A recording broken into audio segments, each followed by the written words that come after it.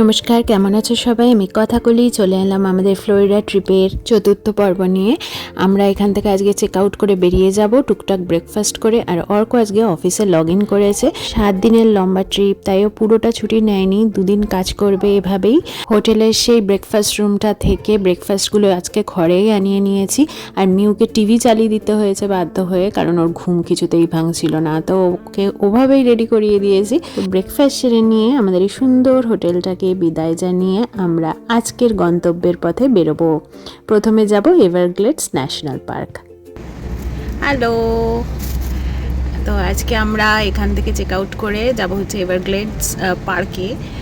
তারপরে এভারগ্লেডস পার্ক থেকে আমরা চলে যাব মায়ামি। আমরা এখন 10:58 বাজে আমরা চেক আউট করে বেরিয়ে পড়ছি। 11টায় চেক আউট টাইম, আমরা জাস্ট 2 মিনিট আগে চেক আউট করছি। তো আমরা সব ব্যাগপত্তর গুছিয়ে নিয়ে সকাল সকাল একটুখানি ব্রেকফাস্ট করে বেরিয়ে পড়লাম। তো চলো দেখি পার্কটা কীরকম লাগে, তারপরে আমরা সোজা চলে যাব মায়ামি। ফ্লোরিডার এই এভারগ্লেডস ন্যাশনাল পার্ক হলো আমেরিকার এক অনন্য প্রাকৃতিক বিস্ময়। এটা পৃথিবীর এমন একটা রেয়ার জায়গা যেখানে অ্যালিগেটর আর ক্রোকোডাইল দুটোকে একসাথে দেখা যায়। এছাড়াও এই পার্ক হচ্ছে পাখিদের স্বর্গরাজ্য। গ্রেট ব্লু হেরন, গ্রেট রোজিয়েট, স্পুনবিলের মতো শত শত প্রজাতির পাখি এখানে দেখতে পাওয়া যায়।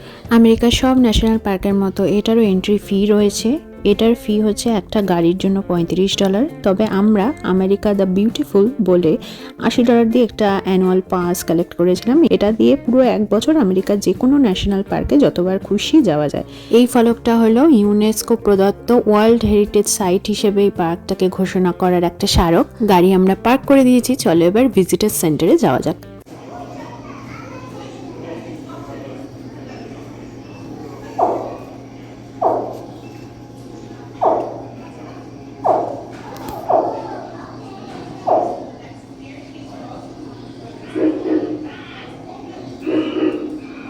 ভিজিটার সেন্টারটা দারুণ মজার। এখানে যে সমস্ত পাখি, অ্যালিগেটর, কচ্ছপ বা অন্যান্য সরীসৃপ দেখা যায় সেই সমস্ত স্ট্যাচু এখানে রাখা আছে। শুধু তাই নয়, বিভিন্ন বোতাম দেওয়া আছে, সেই নির্দিষ্ট বোতাম টিপলে সেই সমস্ত প্রাণীর ডাকও শোনা যাচ্ছে। অর্ক এখানে আবার একটু অফিসে লগ ইন করেছে, আর মিউ ভীষণ এনজয় করছে এই ভিজিটার সেন্টার।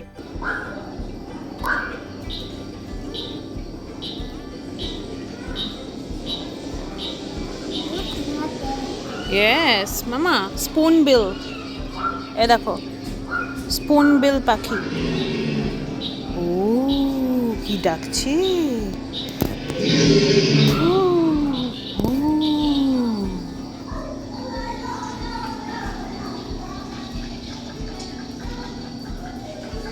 এখানে রয়েছে গেটার ট্র্যাকস বা অ্যালিগেটরদের চলার পথের একটা নমুনা। অ্যালিগেটররা মাঝে মাঝে একটা বিশেষ কায়দায় হাঁটে, শরীরটাকে মাটি থেকে অনেকটা উপরে তুলে দেয়। এটাকে হাই ওয়াক বলে। তখন তাদের লেজটা মাটিতে ঠেকে থাকে, তাই ওরকম দাগ হয়ে যায়।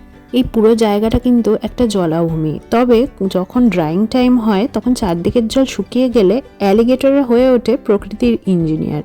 ওরা নিজেদের শরীর দিয়ে মাটিতে গভীর গর্ত করে আর জল বের করে আনে, আর সেই জল তাদের তো কাজে লাগেই, ওই এলাকার মাছ এবং পাখিদেরও প্রাণ বাঁচায়। প্রকৃতিতে এই একে অপরের উপর নির্ভরশীলতা সত্যি অবাক করার মতো। It's so cute. It's cute.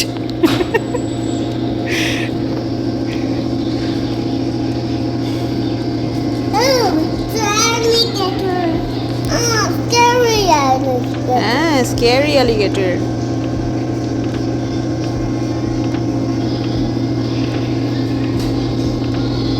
Oh, alligator দেখাচ্ছে। অ্যালিগেটর দেখাচ্ছে, হ্যাঁ। Swimming in the water. Swimming in the water, yes. The water. Woo.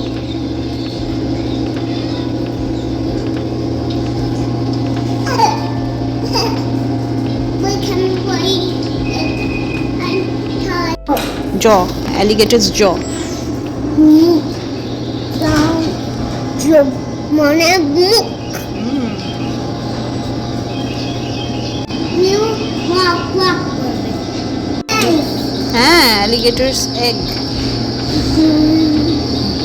alligator কি খাবে? egg খাবে। অ্যালিগেটরের এগ এটা। অ্যালিগেটর ডিম পাড়ে, ডিম দেয়।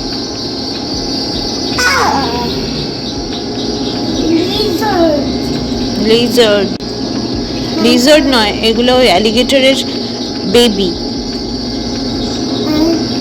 Alligator baby. অ্যালিগেটরের বেবি।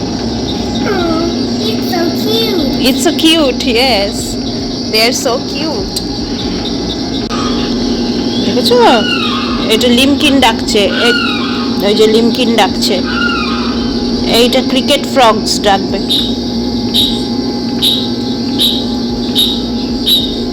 Hippo. হেরন পাখি ডাকবে।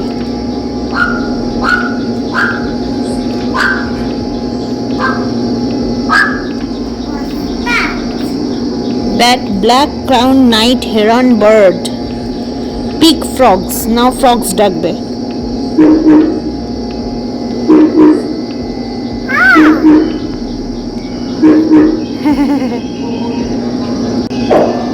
বেবি গেটার ডাকছে।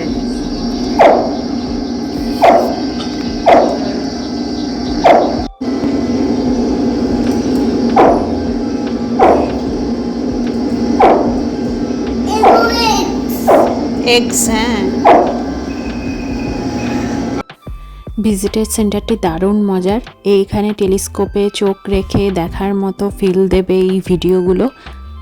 এছাড়াও ছবি, ভিডিও, অনেক তথ্য সমৃদ্ধ জিনিসপত্র এখানে রয়েছে। এখানে সাজানো অনেক লেখাই আমাদের মনে করিয়ে দিচ্ছে প্রকৃতির এই বিশাল ভাণ্ডারকে রক্ষা করা আমাদের সকলের দায়িত্ব।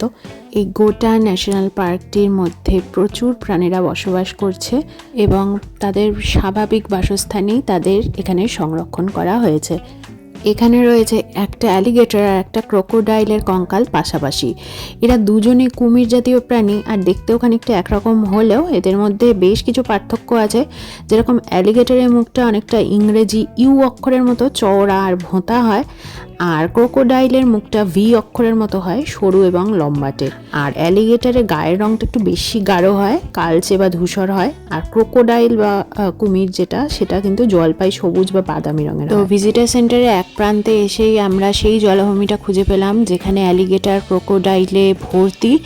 তো এখন তো কিছু দেখতে পেলাম না, কিন্তু আমরা পার্কের আরও ভেতরে খানিকটা হাঁটবো, তো সেখানে নিশ্চয়ই দেখা পাবো এই ফ্লোরিডার মহারাজদের। কাছেই চোখে পড়ল একটা বোট টেলড গ্রাকাল পাখি।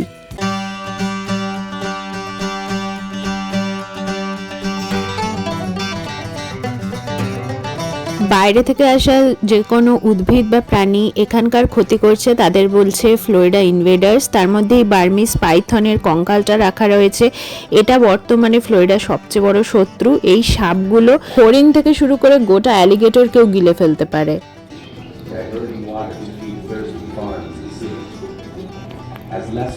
ভিজিটার সেন্টারের থিয়েটার হলে এরকমভাবে দেখানো হচ্ছে এভারগ্লেস ন্যাশনাল পার্ক সম্পর্কে। মাইলের পর মাইল বিস্তৃত এই জলাভূমির জায়গাটাকে বলা হয় রিভার অফ গ্রাস বা ঘাসের নদী। এই শান্ত জলের নিচে আর ম্যানগ্রোভ বনের গভীরে লুকিয়ে আছে ফ্লোরিডা প্যান্থার থেকে শুরু করে শত শত রঙিন পাখি। স্ট্যাচু আর ছবি দেখা তো অনেক হলো, চলো এবার জ্যান্ত অ্যালিগেটর, মাছ, কচ্ছপ এইসব দেখে আসি। গাড়ি এক জায়গায় পার্ক করে দিয়েছি, এবার আমরা হেঁটে হেঁটে যাব এই সমস্ত ভয়ঙ্কর সরীসৃপদের বাসস্থানের মাঝখান দিয়ে। এই পুরো জায়গাটাই হচ্ছে একটা বিশাল জলাভূমি বা উপকূলীয় প্রেরি।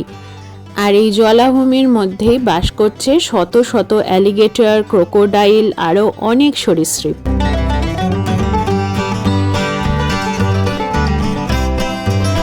এই জলার ধার দিয়ে হেঁটে যেতে যেতে চোখ সবসময়ই চারপাশ খুঁজছিল এখানকার রাজা অ্যালিগেটরকে, কিন্তু তার সাথেই আমাদের চোখে পড়ল প্রচুর বড় বড় কচ্ছপ, বড় বড় মাছ, যারা প্রকৃতির কোলে মনের আনন্দে খেলে বেড়াচ্ছে। আর এই অদ্ভুত সুন্দর পাখিটার নাম হলো পার্পেল গ্যানিলুল।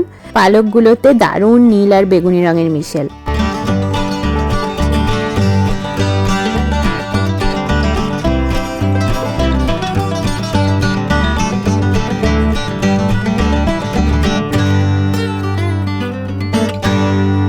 আর তারপরে আমরা দেখতে পেলাম আমাদের শো স্টপার আমেরিকান অ্যালিগেটর। জলের নিচে অর্ধেক শরীর ঢুকিয়ে শান্ত হয়ে চুপচাপ শুয়ে আছেন তিনি। তবে এটি একমাত্র নয়, একজন আমাদের বললেন যে আরেকটু এগিয়ে যান, আরো বড় একটি অ্যালিগেটর ওখানে রয়েছে, চুপচাপ তিনিও শুয়ে রয়েছেন।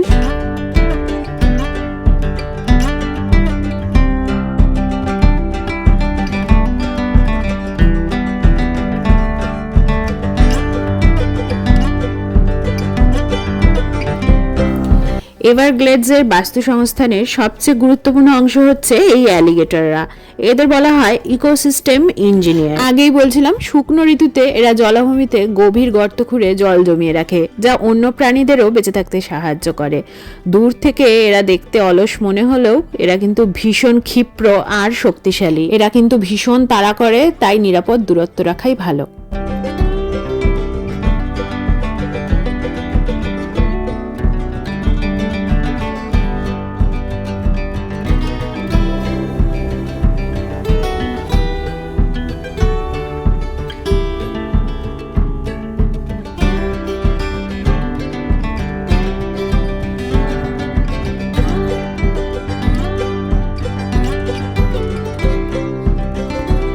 মাঝখানের কাঠের রাস্তা দিয়ে হাঁটতে হাঁটতে দুপাশের জলাভূমিতে প্রায়ই চোখে পড়ছিল বিশাল বিশাল কচ্ছপ।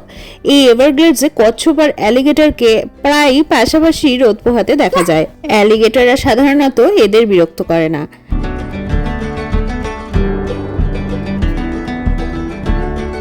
বড় বড় কচ্ছপদের ভিড়ে এই একটা সবুজ রঙের কচ্ছপ বেশ নজর কাটছিল। গাছপালার আড়ালে ও যেন নিজের একটা আলাদা জগৎ তৈরি করে নিয়েছে।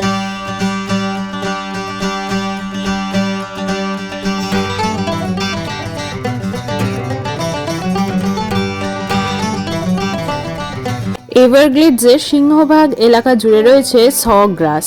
এটা যখন মাইলের পর মাইল বিস্তৃত থাকে তখন এটা দেখতে সাধারণত তৃণভূমি বা প্রেরির মতোই মনে হয়, কিন্তু পার্থক্য হলো এই প্রেরি বা ঘাসের বনটি কিন্তু সবসময় অগভীর জলের ওপর ভেসে থাকে। এই যে সামনেটায় যেরকম জল দেখা যাচ্ছে আর তার উপরে লিলি প্যাড দেখা যাচ্ছে, আর দূরে মনে হচ্ছে যেন তৃণভূমি বা জঙ্গল, কিন্তু পুরো জায়গাটাই কিন্তু একটা অগভীর জলাভূমির ওপরে দাঁড়িয়ে রয়েছে, যে জলটা ধীর গতিতে সমুদ্রের দিকে বয়ে চলেছে।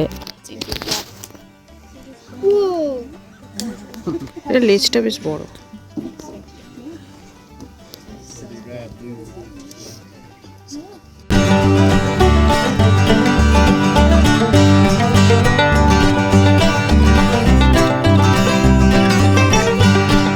জলের ওপর শান্তভাবে ভেসে বেড়ানো এই পাখিটা হলো ডাবল ক্রিস্টেড কর্মোরেন্ট। বাংলায় যাকে আমরা পানকৌড়ি হিসেবে চিনি, ইনিও তেমনই মাছ শিকারী টুগুরি পাখি।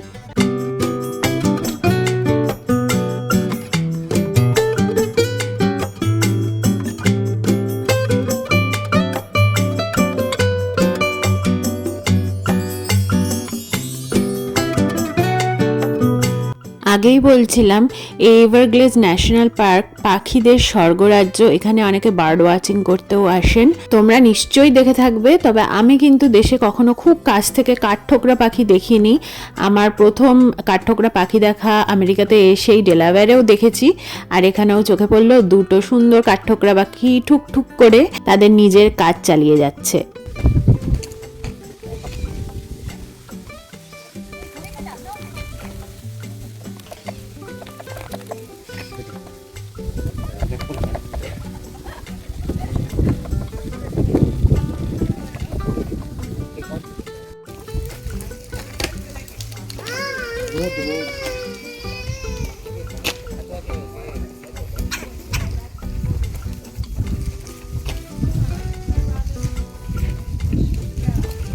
তো এভারগ্লেডস ন্যাশনাল পার্ক আমাদের একদমই নিরাশ করেনি। আমরা এই ফ্লোরিডার রাজা অ্যালিগেটরকে দেখে নিয়েছি, আর দেখেছি প্রচুর সরীসৃপ, প্রচুর পাখি। বেরোনোর সময় দেখি একটা বাচ্চা ছেলের গায়ে একটা ছোট্ট গিরগিটি জাতীয় প্রাণী উঠে পড়েছিল, কিন্তু ও খুব সুন্দর করে শান্তভাবে দয়ালুভাবে ওকে আবার গাছে ছেড়ে দিল। একটুও ভয় পেল না, চেঁচামেচি করলো না বা ওটাকে আক্রমণ করলো না। এটা খুব ভালো লাগলো দেখে। You like it. It seems like you like it. Go on the tree, please. এভারগ্লেডসের এই বুনো প্রকৃতি আর রোমাঞ্চকর অভিজ্ঞতা শেষে আমরা এবার রওনা দিচ্ছি মায়ামির ঝলমলে শহরের দিকে। একদিকে আদিম জঙ্গল আর অন্যদিকে আধুনিক শহর। এই বৈপরীত্যই বোধহয় ফ্লোরিডাকে এত সুন্দর করে তুলেছে। এভারগ্লেডসের এই বেড়ানোটা আমাদের মনে অনেক দিন থেকে যাবে, বিশেষ করে এই অ্যালিগেটর দেখার অভিজ্ঞতা। ভীষণ সুন্দর সৈকতের শহর মায়ামিতে দেখা হচ্ছে পরের ভ্লগে। আজকের ভ্লগটা এই অবধি। সবাই খুব ভালো থেকো, সুস্থ থেকো।